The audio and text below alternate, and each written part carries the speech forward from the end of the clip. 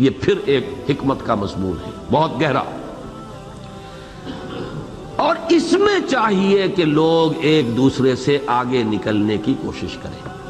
بہت اہم بات ہے یہ۔ دنیا میں دوڑ لگی ہوئی ہے، دولت کی دوڑ، تکاثر، میں اس سے آگے نکل جاؤں، بلڈنگیں بنانے کی دوڑ، اس نے ایسا مکان بنایا میں اس سے اونچا بناؤں، اس سے اچھا بناؤں۔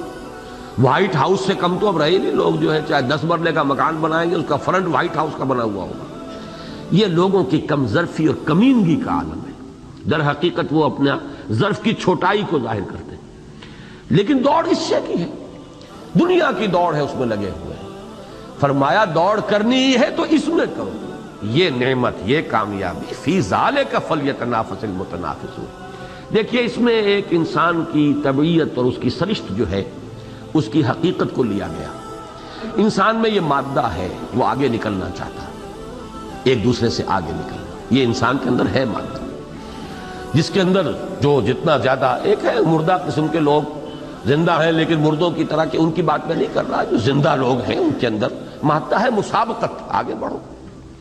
قرآن مجید نے صرف یہ کیا ہے کہ اس مسابقت کا رخ بدل دیا، مسابقت کرو، سابقوا الی مغفرۃ من ربکم وجنۃ عرضھا کعرض السماء والارض، دوڑو، مسابقت کرو، ایک دوسرے سے آگے نکلو اپنے رب کی مغفرت کے حصول کے لیے، اس جنت کے حصول کے لیے جس کا پھیلاؤ آسمانوں اور زمین جتنا ہے۔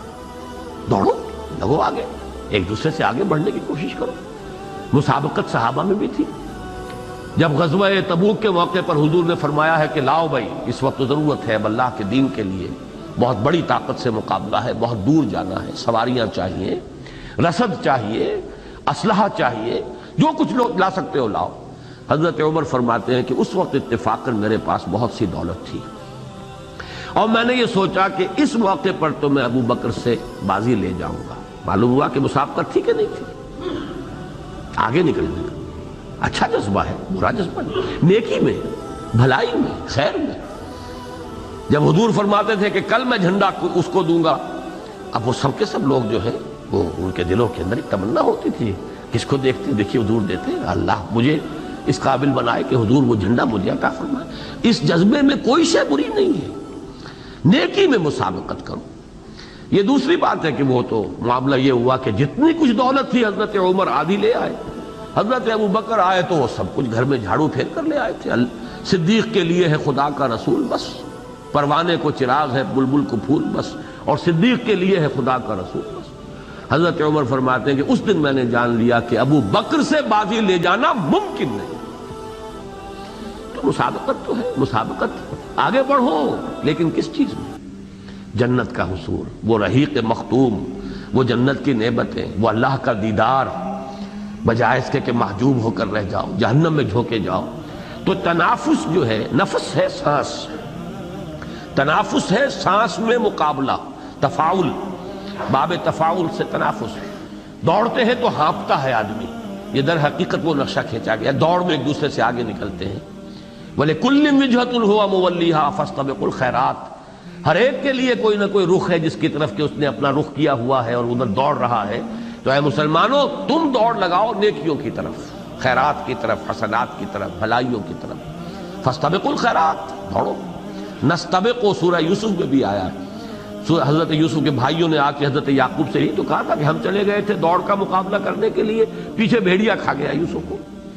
انا ذهبنا نستبق، استباق آتا ہے دوڑنا، ایک دوسرے سے آگے نکلنے۔ فاستبقوا الخیرات، نکلو آگے بھلائیوں میں۔ وفی ذلک فلیتنافس المتنافسون، ہانپنا ہی ہے تو اس کے لیے ہانپو، کھپانا ہے اپنے آپ کو تو اس کے لیے کھپاؤ، لگانا تو ہر ایک نے ہے اپنے آپ کو۔ دیکھیے حدیث مجھے یاد آ رہی ہے، طبیعت پہ اس وقت مضامین جو ہے ان کا انشراح ہے۔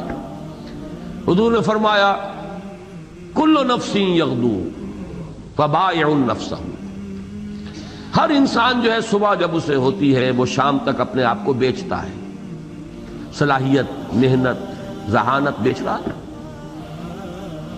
وکیل اپنی ذہانت بیچ رہا ہے، قانونی مہارت بیچ رہا ہے، ڈاکٹر اپنا فن بیچ رہا ہے، سرجن اپنی سرجری بیچ رہا ہے، سبزی والا اپنی سبزی بیچ رہا ہے، وہ بیچ رہے ہیں، سبھی بیچ رہے ہیں، وقت بیچ رہے ہیں اپنا۔ لیکن یہ کہ شام کو جب آتے ہیں فبائع نفسہ فموتقها وموبقها، ایک شخص وہ ہے جس نے دن بھر جا کر اپنے آپ کو بیچا بھی لیکن حرام ذریعوں کے اندر پڑ گیا، رات کو لے کر آیا ہے اللہ کے عذاب کی پگڑی کی گٹھڑی اپنے سر کے اوپر لے کر آیا، اور ایک وہ ہے جو نیک بھلائی کے اندر اپنے آپ کو لگا کر آیا، خرچ کر کے آیا اپنی قوتیں اپنی صلاحیتیں، یا یہ کہ اگر معاش کا بھی معاملہ کیا تو حلال ذریعے سے کیا ہے۔